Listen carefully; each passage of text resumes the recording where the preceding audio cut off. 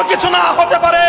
হেফাজতে ইসলাম নীরব থাকবে না, নীরব থাকবে না, নীরব থাকতে পারে না।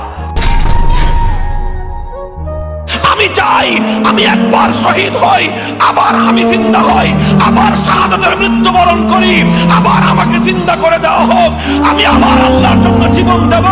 যতবার আমি জীবন পাবো প্রতিবার আল্লাহর জন্য জীবন দেওয়ার মধ্যে আমার জীবনের সফলতা। সূর্য উঠবে, সকাল আসবে, প্রভাত আসবে, এটা যতটা নিশ্চিত সারা দুনিয়া জুড়ে সমস্ত জুলুমের অন্ধকার দূরীভূত হয়ে সাম্য, শান্তি, ইনসাফের আলো নিয়ে হেদায়েতের সেই সূর্য উদিত হবে, কালেমার পতাকা উড়বে, এটা তার চেয়েও বেশি নিশ্চিত।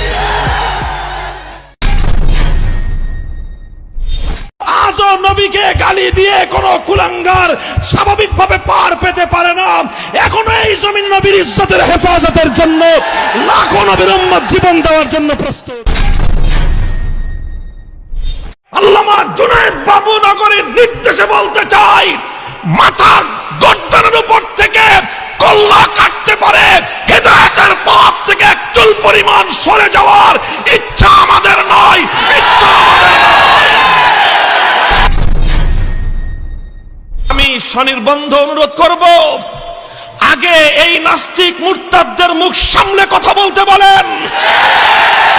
ওরা যখন আমাদের পূর্বসূরীদেরকে নিয়ে কথা বলে, ওরা যখন ১৫০০ বছরের ইসলামের ইতিহাস